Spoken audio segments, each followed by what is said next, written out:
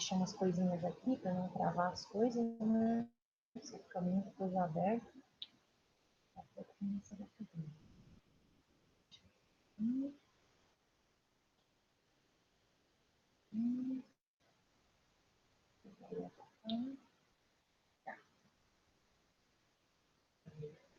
Agora já são 10 horas, né? Só ver como é que tá o negocinho da gravação.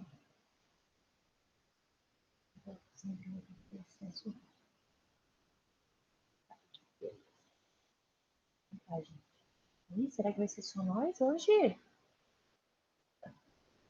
Gente, bom, então bom dia. De todo modo, a aula está sendo sempre gravada, né? Então não tem problema também. Se vier um aluno, tá tudo certo. Na verdade, se não vier ninguém, também vou gravar a aula igual, então tá tudo beleza. Seguinte, eu coloquei já na semana passada, lá no Class, a nossa atividade, nossa primeira atividade, referente a M1. Então, como eu coloquei lá, eu até botei acho que eu botei um site de como fazer uma resenha crítica para ajudar, né? De repente vocês nunca fizeram ou não têm tanta experiência. Então, porque não tem bom dia. Acredito eu que na época, né, gente, imagina, início do século XX, não tinha como tu fazer uma análise do peso suposto que a pessoa viu. Eu tirei teu som, tá, Lidiane? Só que tava dando interferência aqui. Mas então tá, continuando. Eu coloquei então lá no Class a primeira atividade já da nossa disciplina. E então a ideia é fazer essa resenha crítica, tendo por base os materiais que eu coloquei lá. É claro, tanto por base nas aulas que a gente tem tido, especialmente a última, que a gente falou mais da escola positivista, mas também pegar o material que eu mandei lá, que é um vídeo da Lilian Schwartz. Ela é uma ótima jornalista, não sei se ela é historiadora, eu acho que ela é só jornalista. Não que seja pouco, né? Não é isso que eu quero dizer. Mas ela é muito boa, bem didática, assim, ela faz algumas lives também, é bem bacana, assim, até eu sigo ela nas publicações de YouTube. Então é bem bacaninha, assim, o vídeo dela não é muito longo. E ela fala até sobre o Lombroso e tudo que a gente mencionou na semana passada, e essa questão das raças, né, a discussão de raças inferiores, superiores, e isso ligado à criminalidade. E também um texto que já é uma resenha, até para vocês verem como que funciona, achei legal isso, que é uma resenha do texto do Nina Rodrigues, que nós citamos na semana passada, né? E que foi um criminólogo aqui brasileiro, que até ajudou a despontar os primeiros manicômios judiciários. Então, acho que vai ser bem legal, assim, para fechar bacana o que a gente fez na semana passada. Então, gente, uma resenha basicona, uma página, 2 no máximo, não precisa mais do que isso. Se quiserem fazer em duplas, trios, podem fazer. No máximo 3 pessoas, porque a nossa turminha é bem pequena, né? Então também não dá para fazer aí grupo de 5. Mas a ideia é mais ou menos essa. E qualquer dúvida que vocês tenham, se quiserem mandar para eu dar uma olhada antes do prazo, fiquem à vontade, tá? Para me mandar, de repente, pode ser no privado, manda no WhatsApp para dar uma olhadinha. Mas aí no Class mesmo, eu só vou conseguir olhar no dia lá, depois que passar o nosso prazo, que eu botei para o dia 7 de abril. Então, eu botei bastante tempo, tá? Tem ainda 2 semanas para fazer. Bom, gente, eu vou compartilhar aqui então minha tela. Hoje a gente tem que finalizar essa aula, que é a aula a respeito das escolas sociológicas. E assim, vocês vão perceber, daqui a pouquinho já vai entrar ali para vocês. Sim. Vocês vão perceber que assim, a impressão que vai dar é que a gente vai meio que fechar as escolas, os períodos dos estudos criminológicos. Mas, na verdade, o que vocês vão perceber é que a gente fez um apanhado geral. E aí a gente fecha. A partir da semana que vem, a gente começa a aprofundar determinadas temáticas, a gente começa a aprofundar mais as escolas sociológicas, de forma mais assim, falando de autores propriamente ditos. Enfim, vocês vão perceber assim que a gente começa a aprofundar e aí sim trazer algumas temáticas mais específicas, né? De estudos da cidade, de drogas, de crime organizado, enfim. E aí depois disso a gente vai, né, vendo outras teorias, que eu acho que também é bacana, mais ou menos naquela mesma lógica que a gente já trabalhou outras semanas do pêndulo, né, que vai e volta, daqui a pouco a gente está num lado, daqui a pouco a gente está no outro, enfim. Então vocês vão perceber que tem essa movimentação das teorias, e que, gente, nenhuma teoria é certa absolutamente, né? Não é correta de forma total. Deixa eu até tirar aqui o WhatsApp do meu celular, para não atrapalhar. O WhatsApp não, o Wi-Fi, para não atrapalhar também. Então vocês vão perceber que é bem interessante, assim, de como que tem teorias para tudo que é lado de pensamento, para tudo que é forma de pensamento, perspectiva, e ao mesmo tempo isso é muito bom no sentido de que se um dia vocês quiserem pesquisar sobre isso, se as pesquisas de vocês, por exemplo, de TCC, for em áreas voltadas para o direito penal, processo penal, criminologia, vocês vão ver que tem posicionamento para tudo que é lado. Né? Isso é bastante bacana. Claro que tem teorias que hoje em dia estão mais assim na modinha, e que estão sendo mais bem aceitas. Ok. Tá, fechou então essa parte mais introdutória, só para a gente relembrar. Eu até botei no conteúdo da aula.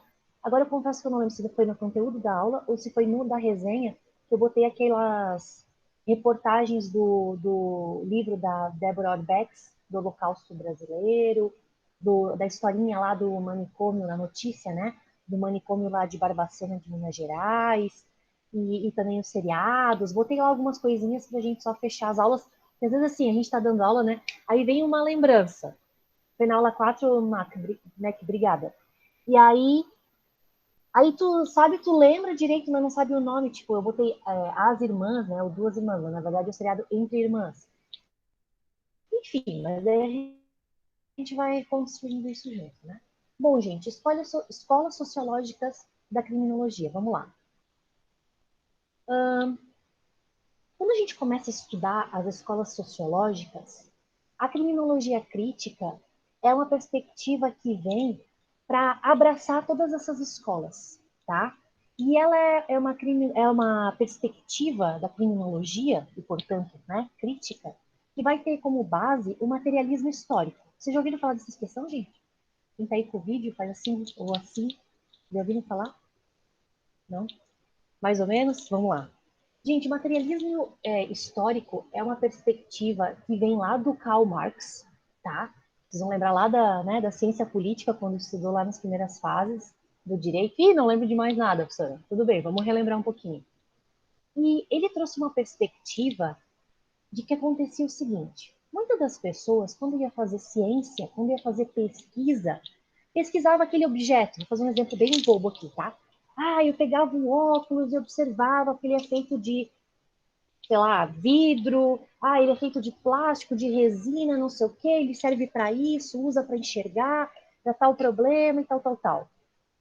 E fazer a pesquisa assim dessa forma. Eu estou falando de uma forma bem leiga, mas para vocês entenderem o que quer dizer materialismo histórico. Mas não percebia quem que usava óculos, em que tempo, em que lugar, para quais situações, né? E que diferenças que a gente pode ter de usar o óculos aqui no Brasil, de usar o óculos lá na China. E aí o Marx vai trazer essa perspectiva histórica, então, no sentido de averiguar como que você pode estudar determinados fatos sociais que acontecem, mas que a grande diferenciação vai ser em que perspectiva histórica que tu está estudando isso. Porque, de repente, uma perspectiva que tu está fazendo lá no início do século XX é totalmente diferenciado por conta de todas as situações políticas, sociais, econômicas, do que tu está estudando agora no século XXI, por exemplo. Pode ser o mesmo fato histórico. Por exemplo, guerra. Tu pode estudar guerra de forma geral, tanto agora no século XXI, como vendo as perspectivas lá no início do século XX. Né? Até, por exemplo, estudar as duas guerras mundiais, o que a gente tem de guerra hoje no século XXI, enfim. Então, o Marx ele vai trazer essa perspectiva. O Marx, na verdade, ele nem trabalha muito, gente, com a, a, o conceito do que seria o crime. Ele estuda lá, quando ele faz ainda antes de publicar aquele livro, O Capital, né, que é bem famosinho e tal, mas ainda antes de estudar isso, ele publica um artigo num jornal sobre o roubo de lenha nas florestas. Essa história é bem bacaninha. O que acontecia, gente? frio na Rússia, certo? Né, um país assim que relativamente é bastante frio. E aí as pessoas que eram bastante pobres, né, bastante vulneráveis, iam numa floresta e pegavam a lenha lá, tal, né, os tronquinhos, as árvores que tinham caído, e levavam esses troncos, esses pedacinhos de até folha seca e tudo, para fazer a sua lareira, para esquentar a sua casa, para fazer a sua comida e tal, tal, tal. A gente não tinha aí os fogões, micro-ondas, essas coisas todas por óbvio. Era tudo muito artesanal, muito simples. O que aconteceu? O Estado quis tributar a colheita disso. E caso não se pagasse pelas essas retiradas de madeira e tudo mais das florestas, isso era considerado um crime. Então, esse é o único ponto, assim, meio que o Marx trabalha com a questão do crime, né? Com a perspectiva do crime. Exatamente nesse sentido, isso é bastante antigo, tá, gente? Isso veio no início do século XX, né? Ele começa a trabalhar com essa questão de que, puxa, a pessoa já é vulnerável, já é pobre, já está indo para o meio da floresta para pegar, né, ali as madeirinhas para poder se esquentar minimamente no inverno. E ainda é considerado um criminoso? Será que esse criminoso que o Estado acaba criando, será que o criminoso não é quem pratica crimes com violência, por exemplo, um homicídio? E ele começa a se questionar dessas coisas. Então ele entende que o crime ele tem um aspecto político, cultural, dinâmico e relativo, como eu coloquei ali no slide. Exatamente porque, assim, a partir de um movimento político, né, do governo,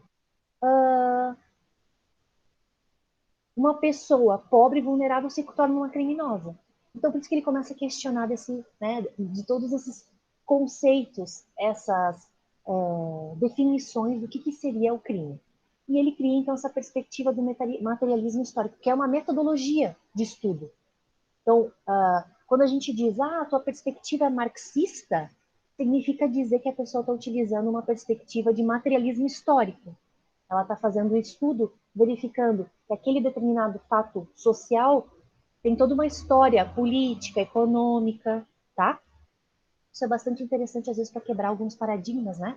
Quando a gente coloca assim, é marxista, socialista, calma, gente. De repente é só uma perspectiva de pesquisa, né? Isso é interessante. Bom, o crime, então, aí claro que os criminólogos críticos, isso a partir ali da década de 20, 30, depois tem uma outra leva em 60, uma nova leva depois em 80, 90, e até hoje a gente tem perspectivas novas da criminologia crítica, eles vão entender que o crime, ele não é a qualidade do ato, mas é um ato qualificado como criminoso. É tipo assim, determinadas situações aconteciam, como por exemplo, vocês lembram daquele caso, gente, de um homem que ejaculou em uma mulher, no rosto de uma mulher no ônibus? Esse fato social horrível, ele não tinha uma previsão legal, ele não era crime até então, porque ele ficava num limiar, né, de repente um ato obsceno da pessoa, né, fazer ali uma demonstração das suas partes íntimas, alguma coisa assim, nem sei se demonstrou ou não, e aí uma contravenção penal, então tem uma pena bem pequenininha. E do outro lado a gente tinha o estupro na nossa legislação penal. Então, assim, o, o juiz e o promotor de justiça tentavam ali, bom, e aí, o que a gente vai colocar? A gente vai, né, fazer ali a subsunção, né, do fato à norma, e aí vem o legislador, depois de muito movimento, e disse assim, não, então vamos criar algo assim intermediário. Não estou falando isso, eu estou tentando lembrar do nome desse tipo penal, gente. Importunação sexual, eu acho que é. Se eu não me engano, é uma coisa assim. Importunação sexual. Então, beleza. Então, agora quem fizer isso, né, vai ser então tipificado. Mas vocês percebem? É isso mesmo, né, Guilherme? Beleza. Só para lembrar que às vezes dá aqueles brancos, né? Então, assim, a criminologia crítica vai exatamente coadunar com essa ideia de que, na verdade, o ato vai ser qualificado como criminoso depois quando surge uma norma, né? Então, o crime, ele nasce dessa elaboração legislativa. a partir de conflitos que vão acontecendo, né, na estrutura social, na sociedade. E esse caso, né, da importunação sexual ali no ônibus se encaixa perfeitamente nessa ideia. Porque até então, talvez seria até uma figura típica. Porque ou tu tá forçando a barra dizendo que é um estupro, fica naquela coisa assim, né? Ou tu vai dizer que simplesmente é um ato obsceno, ou uma importunação, tem também uma contravenção penal, que é uma importunação, mas daí não sob o aspecto sexual. Então, é exatamente essa questão, a gente tem que ter uma elaboração legislativa. Bom, aí, gente, a gente percebe que um dos grandes paradigmas que vem trazer a criminologia crítica de forma geral é que quem cria o crime vai ser o controle social. E o controle social em suas três vertentes, que a gente vai ver mais para frente. Não vou entrar nisso agora. Então a gente percebe que a criminologia crítica, ela vai trazer um olhar para essa reação social. A gente já vai falar um pouquinho mais sobre isso. E assim, a gente tem tanto escolas sociológicas que trabalham essa perspectiva crítica no início do século XX, a gente já vai entrar nisso aqui, mas a gente percebe que há uma virada de perspectiva muito grande, especialmente no final da Segunda Guerra Mundial, quando a gente vê todo um movimento de pós-guerra, um movimento pacifista, movimento dos direitos civis, né, movimento de conquistas até de movimentos feministas ou de LGBTQIA, mas principalmente o movimento gay de forma geral, né? A gente sabe que o movimento trans é bem mais para frente, mas especialmente o movimento gay, mas os movimentos feministas de forma geral, né, direito ao voto, uso de anticoncepcional, mulherada aí trabalhar, enfim, tudo isso assim começa a trazer os movimentos civis de modo geral e começa a se pensar, gente, será que essa coisa da prisão tá ok? Tá tudo certo acontecer essas coisas? Tudo que aconteceu na Alemanha nazista, né, na guerra, todo esse movimento eugênico, né, de limpeza de raça pura, e todas as atrocidades que o Holocausto fez, será que isso estava certo? Será que isso não estava... Será que isso não era desumano? Será que isso não estava em total afronta aos direitos humanos? Enfim, então começa todo esse movimento. E isso também vai ao encontro desse viés marxista, né, que começa a questionar esse movimento de crescimento do capitalismo, né, de crescimento da industrialização, de uma nova virada de revolução industrial. Então, tudo isso assim está nesse momento, assim, sabe, gente, de borbulhas, nesse movimento assim de rupturas. Muito bem. E aí, a gente tem essa questão da escola, né, crítica, ou também chamada de eclética por alguns, em que seus seguidores acabam definindo o conceito de crime de algumas perspectivas, utilizando a escola ainda positivista, ou então criticando essa escola positivista. Vocês vão ver que tem assim movimentos para todos os lados das escolas sociológicas e crítica. E algumas ainda fazendo uma reprodução da escola clássica. Vocês verem como que o pêndulo vai e vem, né? Lembrando que a escola clássica é aquela que vai fazer a crítica do sistema punitivismo do Estado, né, que quer tentar botar alguns limites nesse poder punitivista. E eles entendem que sim, o delito, né, é sempre um ato humano, portanto, uma atuação voluntária, transcendental, né, ao mundo exterior, enfim. Então, por alguns,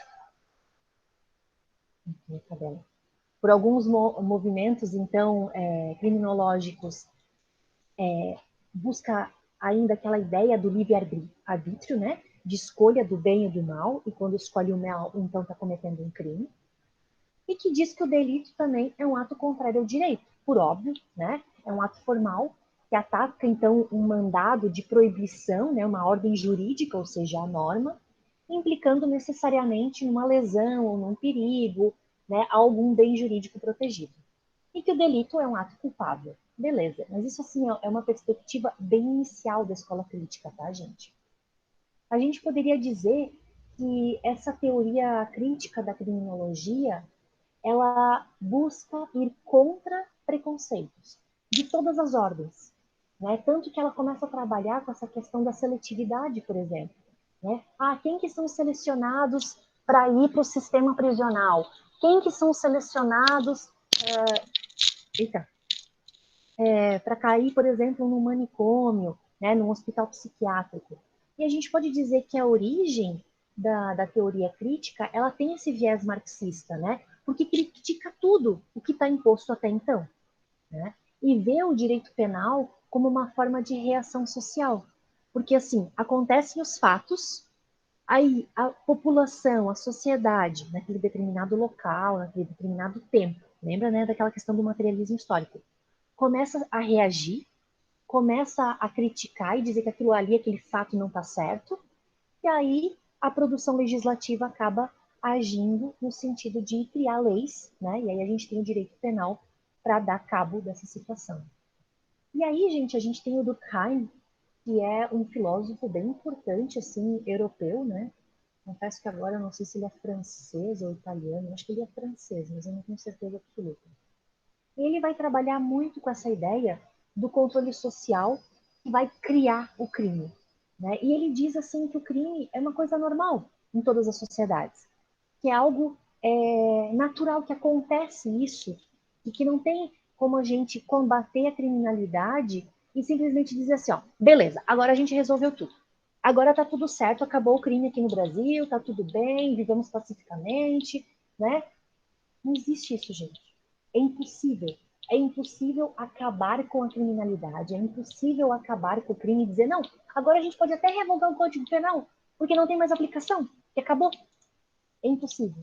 A gente sempre vai viver, né, numa sociedade que tem o controle social, que vai criar cotidianamente ou, né, sazonalmente tipos penais novos, outros vão deixar de ter importância. E ele diz que o poder e a violência institucional do Estado, né, vai sempre incidir sobre os desviantes. E é interessante que Durkheim ele não vai trabalhar tanto com a ideia de delinquentes, como na maioria das perspectivas criminológicas se trabalha. Aqui ele vai falar exatamente dos desviantes, assim como o Howard Becker, que é um sociólogo da Escola de Chicago, que a gente já vai chegar no próximo slide falando dele, né? Mas a gente vai aprofundar um pouquinho isso mais em aulas seguintes, e vai trabalhar com essa questão do desvio, ao invés de trabalhar com a perspectiva de crime tipificado, né? Então aqui o Durkheim vai dizer, bom, esse poder estatal, esse poder dos legitimados, esse poder de grupos elitizados e da violência institucional é que vai acabar incidindo sobre esses desviantes, né? E o desviante aqui, gente, não é só quem comete crime, é também os pobres, os vulneráveis, as mulheres em muitos casos, né? Os jovens, enfim. Para o Durkheim, o crime ele é mais ou menos na mesma pegada do Marx, cultural, relativo, de certa época, então por isso temporal, né? Então esse conceito ele é histórico, temporal e por isso ele entende que o crime sim, tem uma definição também política, né? Dependendo de quais qual poder que entra para atuar, então, mudança de presidente, mudança de primeiro-ministro, dependendo do país, né, vai interferir necessariamente em que tipo de crimes que a gente tem sendo desculpa, de que tipo de fatos necessariamente vão ser considerados como crime. Então, eles também entendem que pode ser uma resposta política. Então, gente, assim, a gente tem como um marco bastante forte a década de 70, né, da teoria crítica, e a gente vai aprofundar isso um pouquinho mais para frente, né, em próximas aulas, porque a gente percebe aqui, ali na década de 70 uma publicação muito grande, muito assim interessante, na década de 70, 80, no sentido da seletividade, dessas perspectivas de rotulação, dessa ideia do desvio. E o Howard Becker é um que vai trabalhar com essa perspectiva de rotulação social, né? A ideia da imagem pejorativa, de quem que é o criminoso, de quem que é o delinquente, de quem que é o desviante.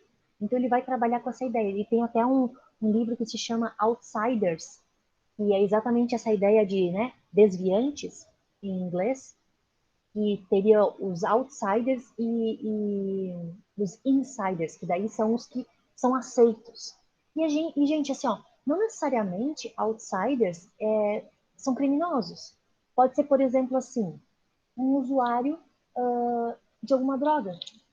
Então, assim, o usuário, pelo menos para a nossa legislação, né, pela lei ali 11.343, a nossa lei de drogas, a princípio, ele não é um criminoso. Apesar de ter aquela sanção sui generis, né? Porque não é nem uma prisão de pena, né? Desculpa, não é nem uma pena de prisão e nem necessariamente de restritiva de direito. Mas tem lá advertência, né? Admoestação, enfim, aquela puxada de orelha que vai receber do juiz e tal. Mas a pessoa, o usuário, pelo menos teoricamente no nosso país, né, normativamente, ele não pode ser preso, certo? Beleza. Mas ele é considerado um desviante. Ou um maconheiro ali na rua, aquele ali, ó, aquele pessoalzinho ali, ó, eles fumam maconha lá nos fundos da Sesusp. Eu estou fazendo uma brincadeira aqui, uma analogia, enfim, boba, mas é exatamente isso. É o desviante. Quem controla isso? Até um controle social, um controle da própria sociedade, de próprios colegas, de professores, enfim. Então a gente tem essa perspectiva de rotulação que o Howard Becker vai trazer para a gente, exatamente nessa ideia de uma imagem pejorativa. Só que assim, gente, para entrar, para você receber esse rótulo, né, esse adesivo de maconheiro, não é simplesmente uma única vez ali, fui lá e fez o uso, de repente, de um cigarro ali de maconha, pronto, maconheiro. Não, para você ser rotulado como tal, você tem que seguir uma certa sequência de atos. Né? Pelo menos é o que o Becker vai trabalhar. Com essa ideia da rotulação, que não é algo bate-pronto. É algo que tem que ser até uma certa rotina, ter certa uma habitualidade de atos para você, então, finalmente receber o status de, ok, agora eu sou uma maconheiro ou maconheira. Eu sou um desviante, portanto. Um outro estudioso também da escola de Chicago, ou então né, da escola sociológica, seria o Goffman. E o Henry Goffman, ele também, né, tanto Becker como Goffman são norte-americanos, tá? Então não são europeus, né? Então a gente vai mudando um pouquinho aqui a perspectiva. Ele vai trazer também mais ou menos o mesmo viés do Becker, a ideia do estigma, o estigma do criminoso, o estigma do delinquente. Ele vai trabalhar, ele vai fazer estudos, e aí olha só a semelhança, o Lombroso, né? Ele também vai fazer estudos em presídios, em manicômios, aí ele vai trabalhar também em conventos, né? Então aqui ele vai trazer essa perspectiva das instituições totais. Quem trabalha também com instituições totais é quem, gente? Michel Foucault, que a gente está trabalhando na semana passada. Michel Foucault também ele é filósofo, né? Mas aí ele é francês, então aqui o Goffman nos Estados Unidos e o Foucault lá na França vão fazer nessa mesma época ali da década de 70, 80, esses estudos. E aí o Foucault ele publica aquele livro Vigiar e Punir, né? E o Goffman, eu não vou lembrar agora o nome do livro dele, mas é mais ou menos alguma coisa de conventos, prisões, manicômios. Ele tem um nome assim do livro bem bacaninha que ele fala dessas instituições totais. Então assim, só que cuidado, o Goffman ele faz uma pesquisa muito mais abrangente e muito mais crítica do que o Lombroso aqui, que também fez pesquisa nessas instituições totais, mas aí no final do século XIX, início do século XX, aqui já é década de 70 e 80, tentando trazer aí o Goffman uma visão individualizada, né? Então ele vai tratar ali esses indivíduos que estão nessas instituições totais, quais são os estigmas que essas pessoas passam? Quando ela entra no prisão, deixa de ter um nome, começa a ser chamado por um número, todas as questões, né, de tratamentos desumanos, tortura, que ainda, de certa forma, em alguns casos aconteciam em alguns lugares. Sem contar a perda da individualidade, né? Roupas todas iguais. Então, vamos ver o exemplo de um convento, por exemplo. né? Claro, gente, a gente está falando de outras décadas, né? Mais para trás. Então, tem que sopesar de como que isso é visto hoje e como que era visto há 50 anos atrás. Então, é bacana de avaliar e fazer um certo, entre aspas, comparativo do Lombroso, que fazia um estudo coletivo e chegava a certas conclusões estereotipadas.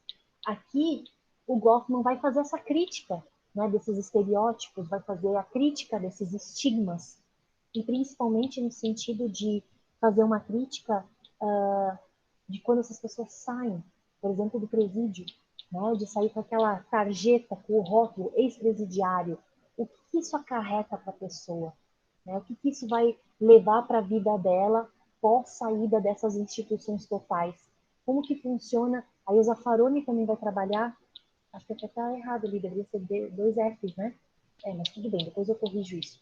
O Zaffaroni também vai trabalhar, o Zaffaroni é italiano, né, espanhol, Eugênio Zaffaroni. Agora deu uma travada aqui, mas agora, se alguém puder pesquisar aí, o Eugênio Zaffaroni acho que é italiano ou espanhol, um dos dois. Ele trabalha também, ele tem vários livros, né, gente, bacanas, escritos, assim. Ele é uma perspectiva bem, assim, humanitária, bem voltada para os direitos humanos, né, o Zaffaroni. E ele fala muito dessa questão da adaptação, tanto de um homem livre entra na prisão, como que ele se adapta, então, pela primeira vez, a essa vida, a vida no cárcere, não havia cárcere, né? A vida do cárcere. Vai ficar estranho aqui se eu mudar agora, né? Mas tudo bem. Acho que até alterou ali, não sei. Então, essa adaptação à vida no cárcere, como também aí o caminho inverso. Depois da pessoa ter passado algum tempo no cárcere, a volta, a readaptação, né, ou essa desadaptação, como ele chama, para a vida social livre. Como que funciona esse vai e vem? Porque, gente, talvez nós nunca tenhamos essa experiência. Mas para quem tem, ou de repente algum parente, algum conhecido, algum familiar, algum amigo, perguntem para eles como que é. É uma adaptação completa, né? De você se adaptar àquela realidade, se adaptar a um espaço, tempo, horários determinados, alimentação, tudo isso começa a te moldar para uma vida, né, com certas regras. E quando você volta para a tua vida livre, isso acaba modificando também, às vezes, para o resto da tua vida, isso, né? Algumas regrinhas, algumas adaptações do teu dia a dia. Isso é bastante bacana. Então, só para relembrar, né, gente, que essa teoria crítica, especialmente dessa terceira vertente, em aulas que vêm, a gente vai aprofundar um pouquinho mais das três vertentes críticas, ela tem um viés de influência bastante marxista, pelo materialismo histórico que eu falei para vocês, né? Então, a gente pode dizer que a criminologia crítica, ela é um método de estudo criminológico, né? Um método de estudo de como fazer pesquisa. Então, se por acaso vocês vão fazer uma pesquisa na área do direito, né, criminal de forma geral, e que tem alguma vertente criminológica, vocês podem utilizar a teoria crítica como um método, tá? Vamos adiante então, gente. Ainda dentro da teoria crítica, a gente vai depois, né, aprofundar essas subcategorias, não no sentido de querer minorar essas subcategorias, mas a gente tem perspectivas próprias dentro da teoria crítica. Isso é muito legal, porque a gente começa... a cigarra tá aqui, tá aqui atrás, vocês estão escutando? A perspectiva crítica, ela vai abranger, assim, ela vai ser um grande guarda-chuva. Posso fazer essa analogia, essa metáfora, né? Melhor, uma metáfora. E debaixo desse guarda-chuva, a gente tem várias outras mini-teorias. E a gente poderia dizer que elas trabalham até com essa gênese, né, do delito. Então, a gente tem essa perspectiva sociológica, criminal, que a gente vai aprofundar aos poucos. A gente tem uma perspectiva ecológica criminal, que o Spencer vai trabalhar, especialmente ali nos Estados Unidos, que é a ideia da estrutura das cidades, que é bem legal. Pensem, por exemplo, em Florianópolis, né? Florianópolis é meio que uma tripinha, assim, né? Guardadas as devidas proporções, uma tripinha. Então, aqui no centro, onde tem ali junto o Estreito, a ponte, a gente tem o centro da cidade, que tem toda aquela questão do comércio, né, as instituições públicas, poucas residências, mas tem também, né, prédios e tal. E aí, mais para frente, para parte norte, parte sul, a gente tem mais residência. Tem também comércio? Claro, tem, a gente sabe disso. Mas a gente percebe que tem, assim, zonas mais residenciais, né? Por exemplo, o bairro dos Ingleses, se eu não me engano, é o mais populoso da nossa cidade. Muito bem. Então, não significa dizer que lá nos Ingleses não tem comércio. Tem também.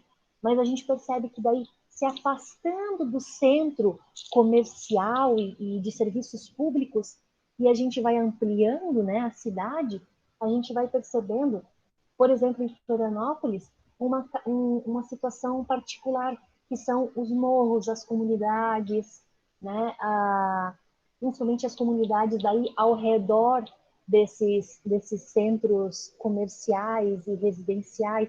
Então, por isso essa ecologia criminal. Pelo Spencer, ele entende que as cidades, de forma geral, o Florianópolis não entra nessa regra, isso que é interessante, a gente tem certas zonas.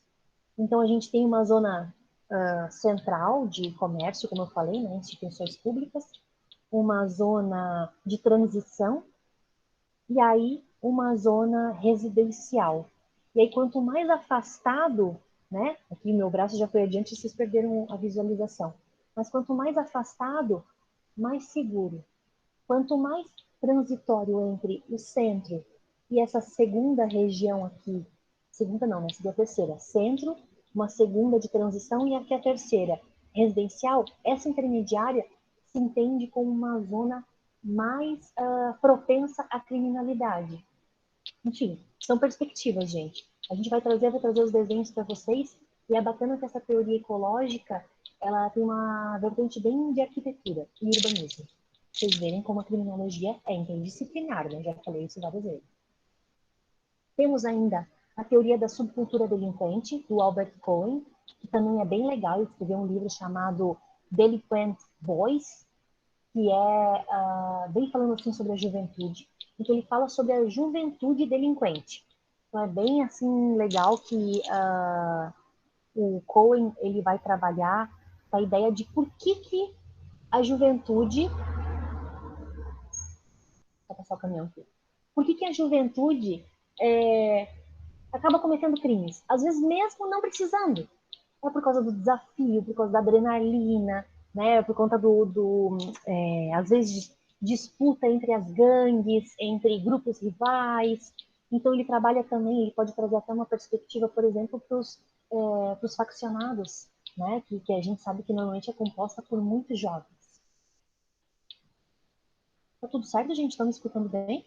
Tudo bem? Posso ir adiante? Perfeito. Né, que às vezes fica tudo assim, tão quietinho, sabe? Que daí eu fico pensando assim, meu Deus, será que eles estão aqui ainda? Ou já estão assistindo Fátima Bernardes? Brincadeira.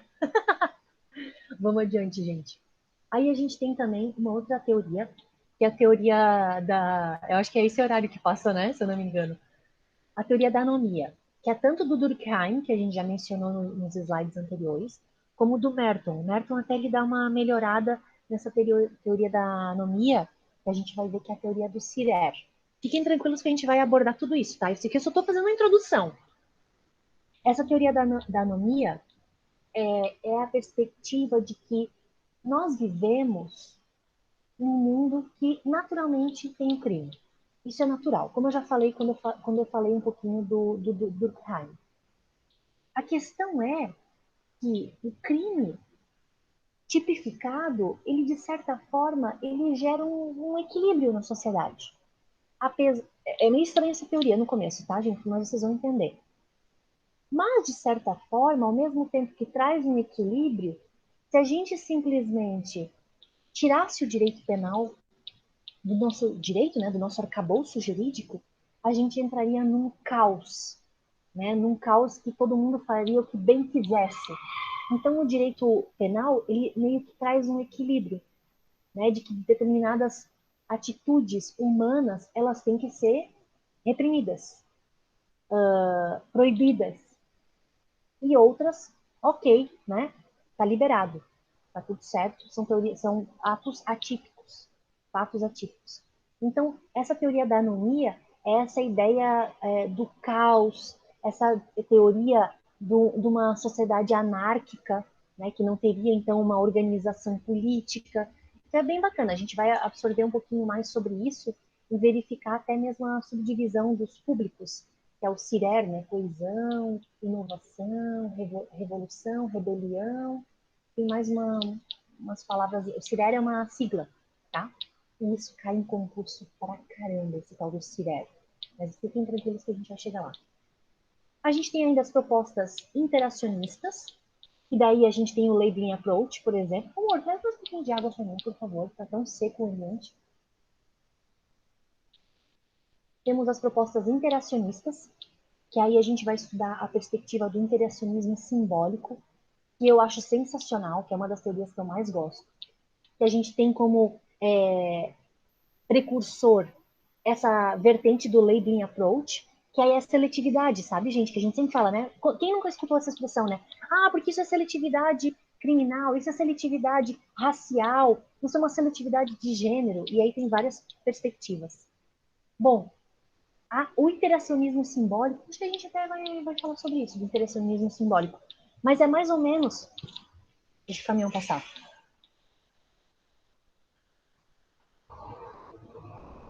Peraí.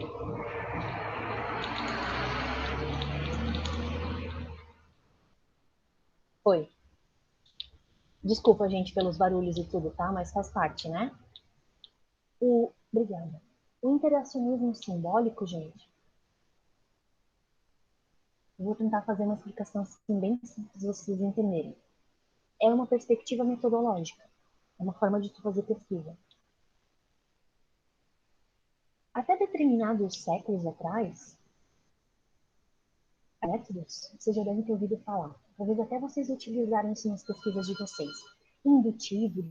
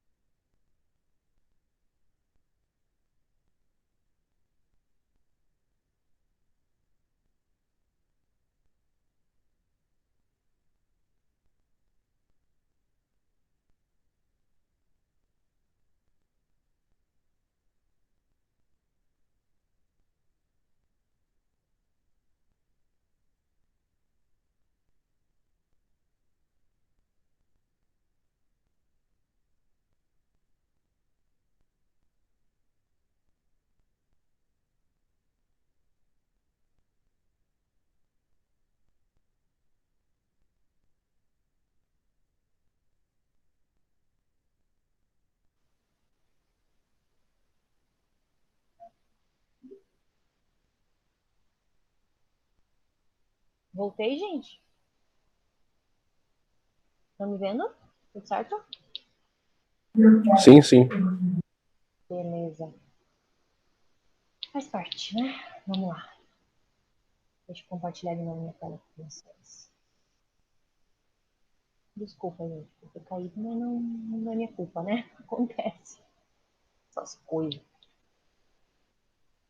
Onde que eu parei, gente? Só para eu não me perder aqui e não ficar repetindo coisa que eu já falei. Eu estava começando a falar do interacionismo simbólico.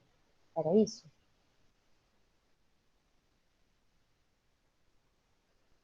Era? Eu ia falar do interacionismo simbólico, né?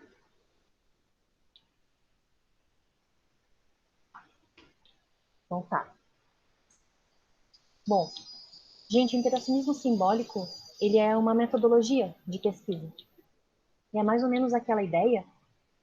Eu tinha feito até uma pergunta assim para vocês. Vocês chegaram a estudar aquelas metodologias indutiva e dedutiva? Então, esses métodos indutivo e dedutivo é algo do século XVIII, gente. E ainda hoje, alguns professores e professoras de metodologia, não sei porquê, ainda utilizam esse tipo de método para explicar e para sugerir como forma de pesquisa. Mas eu vou dizer para vocês, gente, com toda a tranquilidade do mundo. E nesse sentido, como se diz assim, né? Faço aqui meu carteiraço de doutorado. Esses métodos estão completamente ultrapassados. Então, se vocês um dia forem fazer o TCC de vocês, eu sei que muitos estão aqui nessa fase de fazer ou o primeiro capítulo, ou já fazer o TCC, talvez projeto, ou quem sabe ainda não, mas tudo bem, vão fazer. Não coloquem na introdução, não coloquem na explicação da metodologia de vocês essa perspectiva dedutiva e indutiva. Isso é coisa do século XVIII. Principalmente a partir do início do século XX, não só por causa da criminologia que eu estou dizendo isso, tá, gente? Isso eu estou falando por conta de ciência do conhecimento, que é uma disciplina. A gente percebe que começam a surgir várias novas formas de pesquisa, formas de metodologia alternativa. E o interacionismo simbólico é uma dessas formas. O que funciona isso? O que significa isso? Significa que o pesquisador, ele não dá as costas para onde ele está pesquisando. Por isso que eu botei ali homem, meio social e crime. No caso da criminologia, eu vou estudar um determinado crime. Por exemplo, eu lembro que a Caliana escreveu sobre violência doméstica, né, Caliana? Ah, o Guilherme está trabalhando sobre a questão do uso de câmeras no policiamento. A Eduarda, eu acho que é violência doméstica também, né, violência, né, Eduarda? Acho que também é. Acho que sim. Se vocês darem as costas para a realidade local que vocês estão trabalhando, não, Eduarda, meu Deus, eu esqueci completamente, me desculpa, então. O que é? Não é violência doméstica, Eduardo? Não lembro, confesso que agora me deu um branco. Desculpa, que são muitos orientandos, Eduardo. Foi mal, foi mal. Me perdoa. Mas tudo bem. Onde cada pessoa vai estar pesquisando, ela não pode dar as costas para o meio social que ela vive. Então, assim, tá, não, mas então não tá tão fora, né? Beleza, não, fechou, não tá tão fora. Tem a ver com a questão de gênero. Eu sabia que era questão de gênero, mas eu não tinha certeza absoluta do foco. Mas obrigada aí por relembrar. Ai, que vergonha. Ai, enfim. Mas vamos lá. E aí, gente, você dá as costas simplesmente por exemplo, eu quero estudar Tribunal do Júri. Ponto. É possível, gente, a gente fazer uma pesquisa de Tribunal do Júri falando mundo? É possível. Mas tu vai estudar anos e anos, porque tu vai ter que pegar todos os tribunais de júri do planeta para dizer, agora eu estou pesquisando o Tribunal do Júri. Mas ainda assim, você vai estar estudando isso, muito provavelmente, em um determinado período temporal.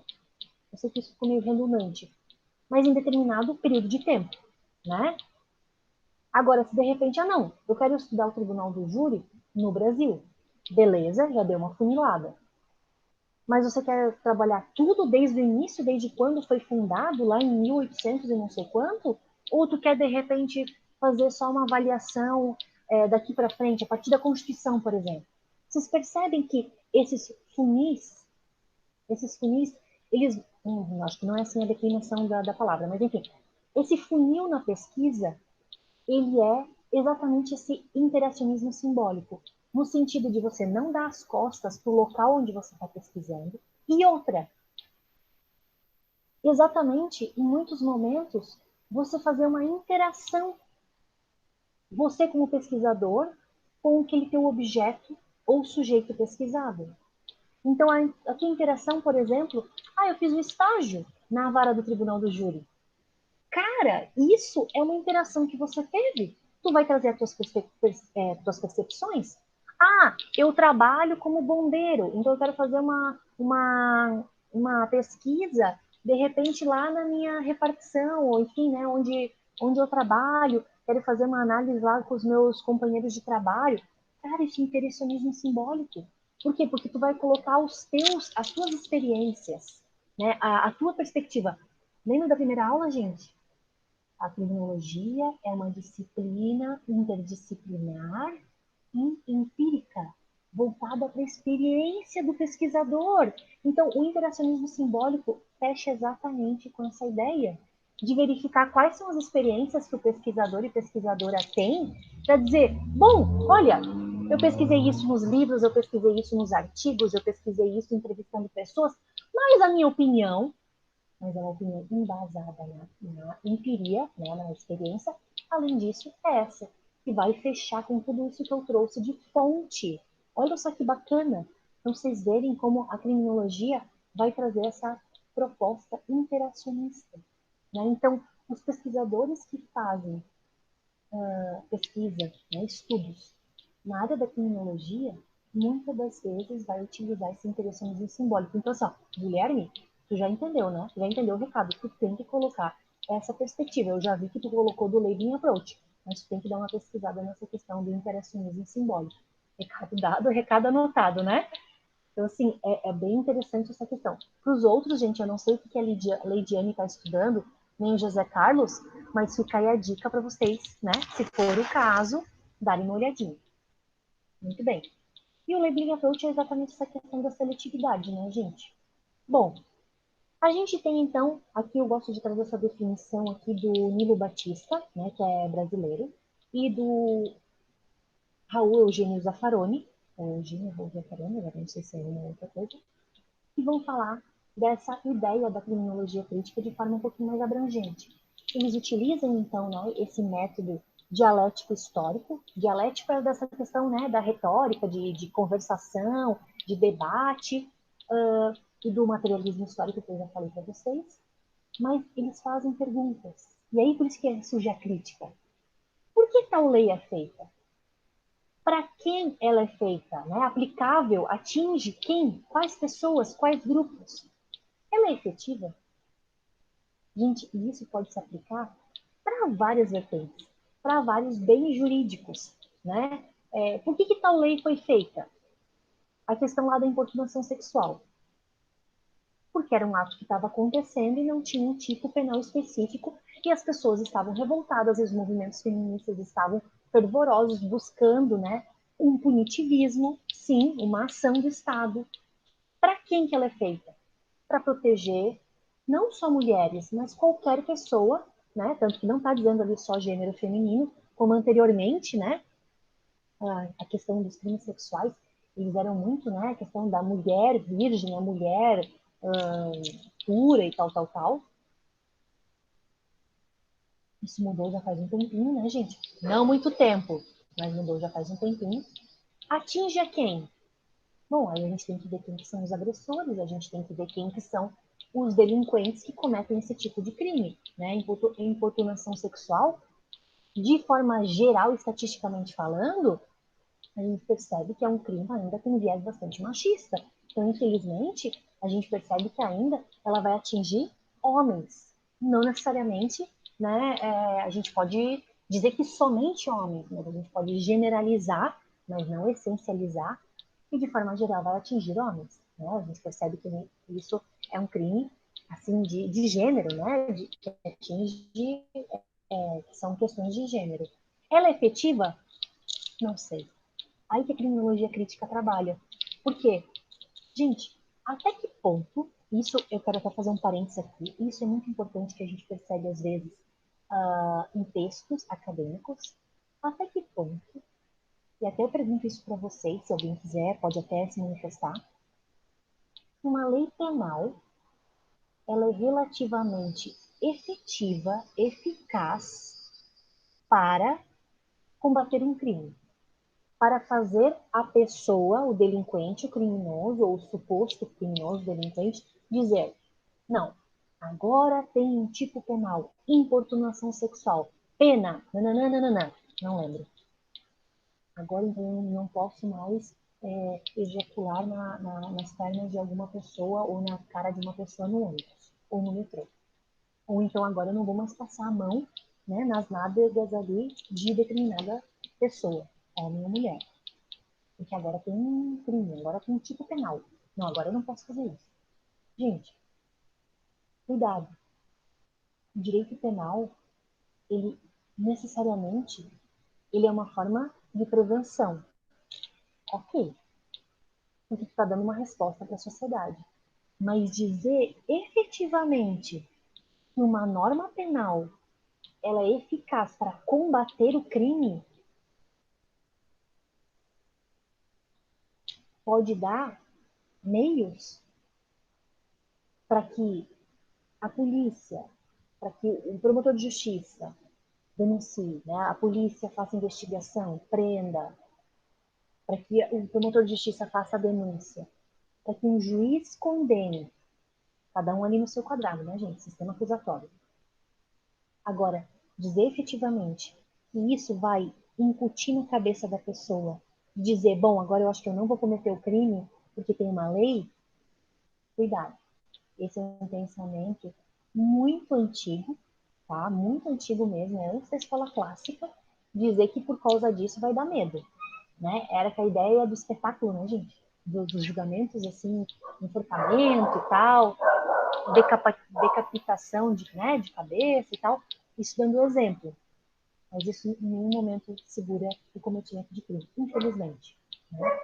Então vamos à definição que o Nilo Batista e o Zaffaroni trazem para a criminologia crítica. Eles vão dizer o seguinte: a criminologia compreende uma série de discursos, conjunto de conhecimento de diversas áreas, olha a interdisciplinaridade, que busca explicar o fenômeno criminal através dos saberes das corporações hegemônicas, né? Em cada tempo histórico. Olha aí o materialismo histórico.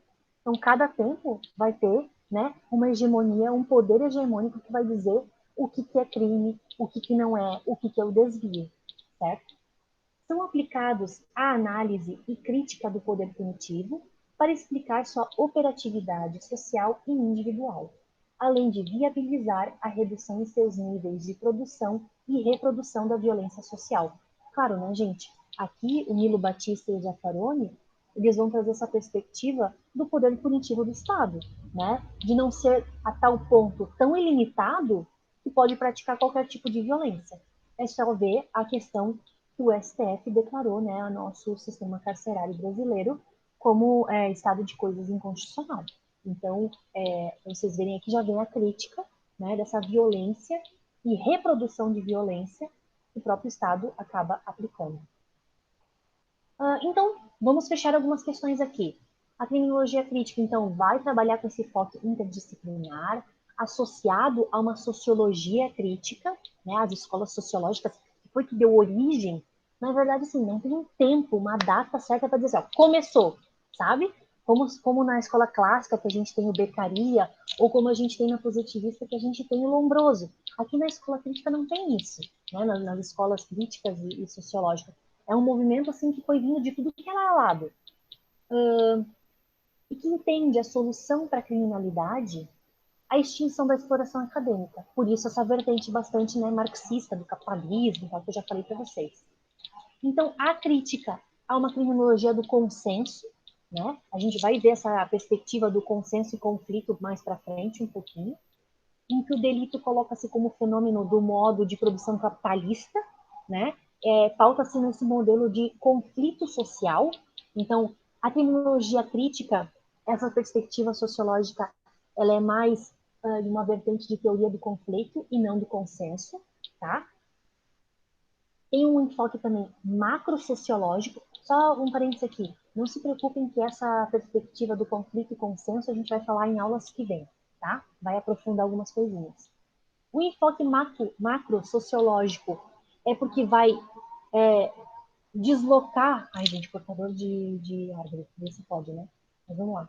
Desloca-se o comportamento desviante, né? Para trabalhar e estudar mecanismos de controle social, né, para um processo, então, de criminalização primária, secundária, terciária, que a gente também vai ver.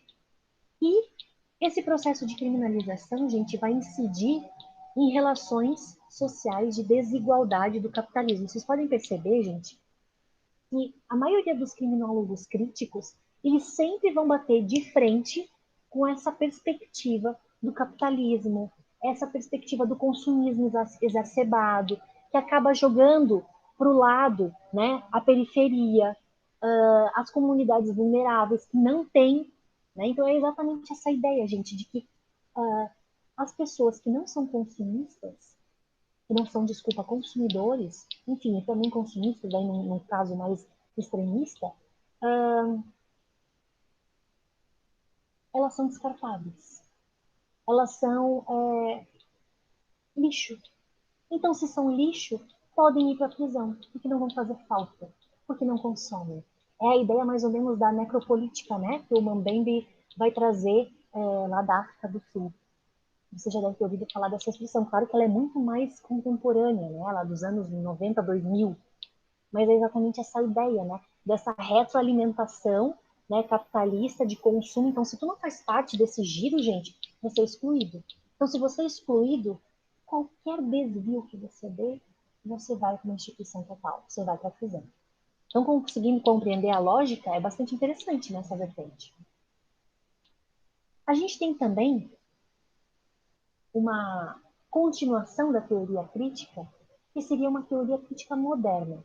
O Shecaira, Sérgio Shecaira, que é um criminólogo brasileiro, muito bacana, eu conheci ele num congresso que eu fui em São Paulo, e ele é maravilhoso, assim, escreve super bem e tal. Ele não deixa de ser um criminólogo crítico, mas ele dá umas namoradas com a criminologia moderna, que seria uma criminologia científica, né? Que também é empírica, que também é interdisciplinar, que também trabalha com essa informação válida e segura, né? Relacionada ao fenômeno delitivo, busca ver um prisma tanto individual como coletivo. Tudo isso que a gente está falando, eu falei na primeira aula de um conceito inicial de criminologia, a criminologia moderna vai se né, se apropriar, né? Então, concebe o crime como um fenômeno também, né, humano, cultural, complexo, por isso histórico, né, em todas essas vertentes. Aí a gente consegue colocar, gente, alguns postulados para essa criminologia moderna. E seria o quê? Vamos lá, eu gosto de fazer esse desenho, vou fazer esse desenho aqui que vale a pena para vocês. Deixa eu ver se eu consigo fazer aqui. Já é 11 horas, mas a gente já está quase acabando, tá? Eu vou abrir aqui um jam, tá? Eu vou criar aqui o jam e vou botar o link ali na... Acho que talvez até ele aparecer no link. Se vocês puderem fazer a gentileza de entrar nesse link que eu botei ali no chat, tá? Eu vou mudar aqui a configuração também, porque tem que ser configuração aberta para quem mesmo não tenha entrado com o e-mail da faculdade. Deixa eu mudar aqui. Qualquer pessoa com o link. Concluir. Tá, eu já vi que a Eduarda e o Guilherme entraram. Taliana, José, Leidiane, vê se vocês conseguem entrar ali. Vamos ver se eu vou conseguir colocar. É bem legalzinho esse negócio. Uma nota adesiva. Então vamos lá. Delinquente.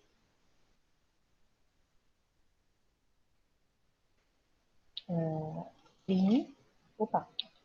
Crime. Vítima. E controle social.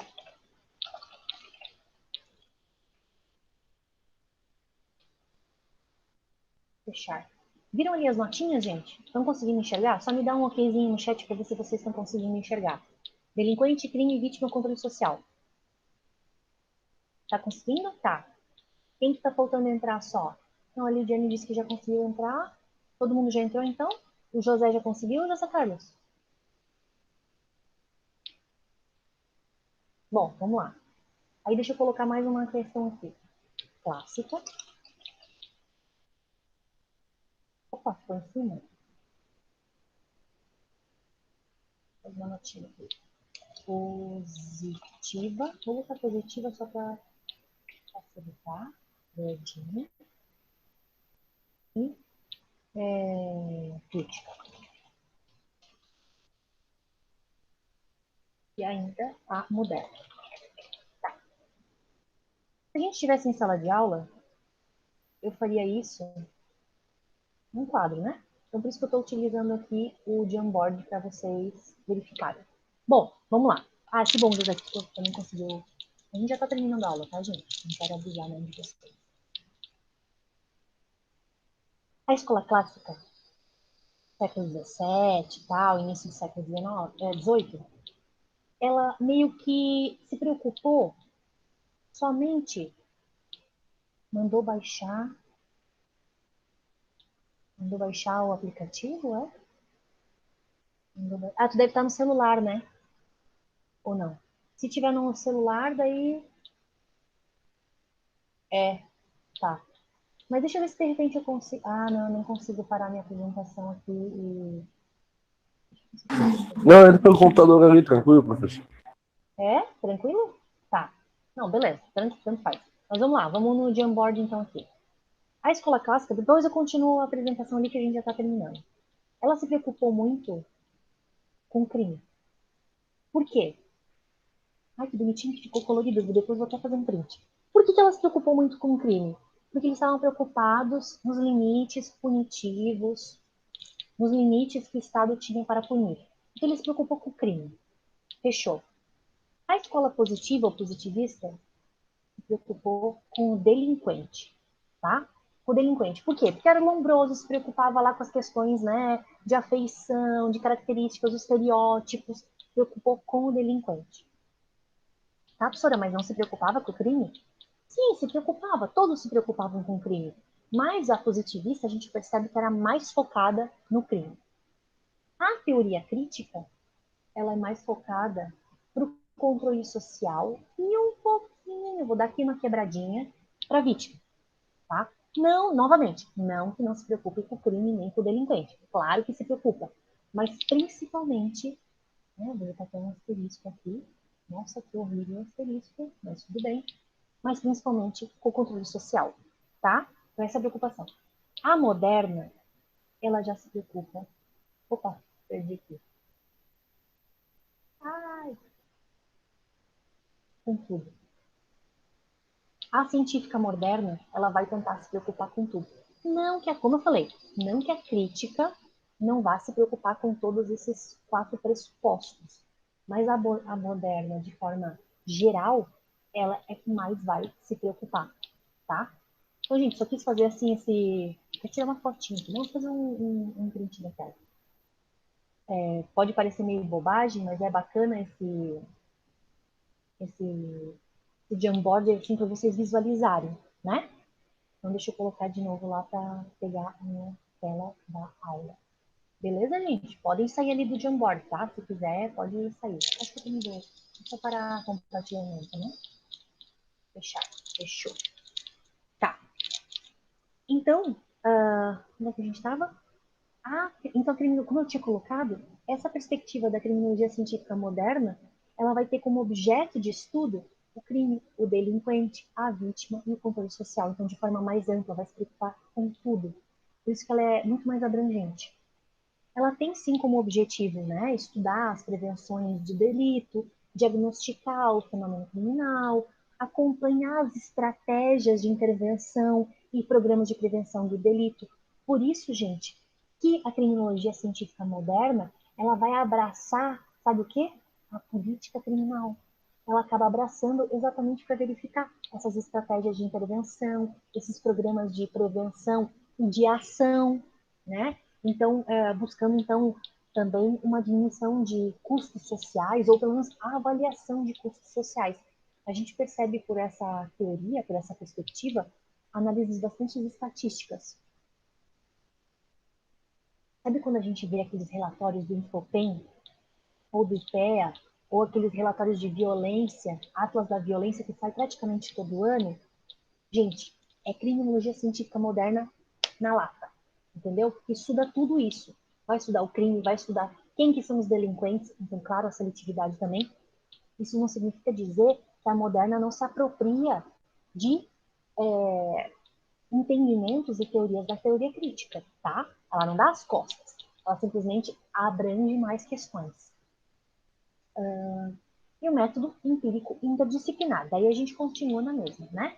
Então, como eu tinha colocado ali para vocês, né, gente, esse quadro comparativo, a gente tem ali a científica moderna final do século XX, entende? Então, assim, ali década de 90, principalmente com a vinda da internet, é também um salto, 21. Temos ali os pressupostos dos objetos de pesquisa, né, os 4. Temos o método empírico interdisciplinar, e a gente tem 3 criminólogos que são bem famosinhos, todos os 3 vivos ainda. Sérgio Chacaira, o Molina, que eu acho que é Sérgio Molina também, e o Calhau. Esses 3, mas principalmente o Molina e o Calhau, vez e outra estão fazendo lives no Instagram. É bem legal. E o Molina e o Calhau, eles também são adeptos da criminologia cultural, que é a minha xodozinha, né? Então, que é bem bacana, assim, eles trabalham também essas questões com videogames e seriados, filmes, né? Vocês acho que já perceberam, né? Que eu gosto bastante de fazer esses comparativos entre a gente e a criminologia cultural. Muito bacana. Então é isso, gente. Essa criminologia moderna científica é essa ideia de trabalhar com informação válida, né? Segura sob um ponto de vista individual, mas que entende que o crime, que a criminalidade é um problema social. Então, aquele quadrinho que eu fiz no Jam é exatamente isso daqui. O objeto da clássica, o crime, da positivista, o delinquente, da criminologia crítica, o controle social, a vítima também, né? Eu digo que a vítima também, porque ali pós-guerra, pós-Segunda Guerra Mundial, né, há uma preocupação grande com a vítima, a oitiva dessas pessoas, o depoimento dessas pessoas que sofreram com o Holocausto. E então surge uma teoria que se chama vitimologia. É bem bacana, a gente vai estudar um pouquinho sobre isso também. E aí, na criminologia moderna, a gente estuda os 4 objetos. E por fim, não menos importante, né? Último slide do dia, da aula. E aí a gente fecha essa aula 1 finalmente, né? As consequências esperadas pela teoria moderna científica. Aí que está uma diferenciada, gente, e que ela acaba trazendo um viés da psiquiatria, da psicologia novamente, né? Que a gente viu lá na positivista. Uma escuta compreensiva que se faz do indivíduo, né? Em sua realidade única, irredutível. Requisito básico para essa escuta compreensiva é uma desvinculação daquele positivismo biologista, né? Biologicista, aliás, e pré-determinista lá das escolas clássicas e positivistas. Ela vai trazer uma vertente de criminologia clínica, então vai trabalhar com essa ideia dos exames criminológicos que são feitos, por exemplo, quando a pessoa é encarcerada, né? Então, esse exame, ele deveria ser feito de forma muito criteriosa. É claro, né, gente, que é uma vertente assim, muito utópica, né? Mas até mesmo para a questão dos recebimentos depois dos benefícios da pena, as progressões de regime. Então, vai trabalhar já com a pessoa do apenado. Né? Isso é muito bacana e que vai trazer, então, a criminologia não só para ver o antes, quem que é o delinquente, quem que é o criminoso, né? Não! Quem que é o desviante. E depois também, quando a pessoa cai no cárcere, então, ter esse acompanhamento, né? Esse exame de classificação, que ali tem previsão em 34 do Código do nosso Código Penal, ao mesmo tempo o exame que é feito, né? para instruir os benefícios, então, penitenciários, nem sempre é feito, e às vezes é feito de forma muito, né, mal feita. Então, exatamente para tentar buscar a inteligência dessa pessoa, a vida afetiva, né, os princípios morais daquele preso. E, nesse sentido, determinar de alguma forma como ele vai se inserir, né, nesse cárcere, como que ele vai se inserir, em qual grupo que ele vai conviver, né? Enfim, então é bacana essa questão das consequências que busca a teoria moderna científica, exatamente para averiguar essas questões pontuais e individuais. Eu percebo que a teoria crítica ela é um pouco mais coletiva, ela tem um estudo mais coletivo. Não que ela não se preocupa com o individual, mas ela é muito mais preocupada assim da seletividade, então uma abordagem assim, mais coletiva, né? Com perspectivas mais coletivas. E aqui na teoria moderna científica a gente percebe um retorno, de novo, né? O pêndulo, né, gente? Um retorno à casa e ao estudo do indivíduo, né? Uma perspectiva então individualizada, tá? Bom, vou aqui parar então aqui a minha apresentação. E eu quero perguntar para vocês se ficou alguma dúvida ou se está tudo certo. Tudo certinho, gente? E aí? Como ficamos? Tudo certo. Beleza. Certo, professora. Encerramos então essa aula 1. Beleza, obrigada, Lidiane. Encerramos essa aula 1. Semana que vem a gente vai fazer uma aula.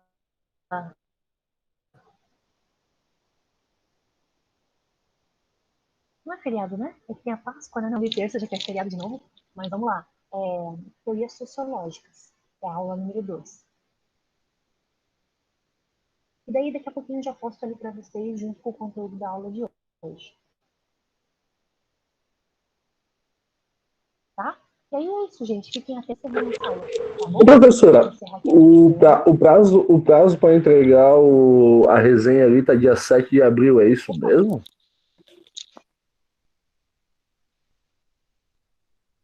É isso mesmo. Uhum. É isso Ah, aí, não, José. perfeito, então. Vai até dia 7 de abril, horário da nossa aula mesmo, tá? Perfeito, Pode obrigado. postar lá direto no Class. Lá tá as explicações. Show, obrigado. Tchau, tchau. Fechou?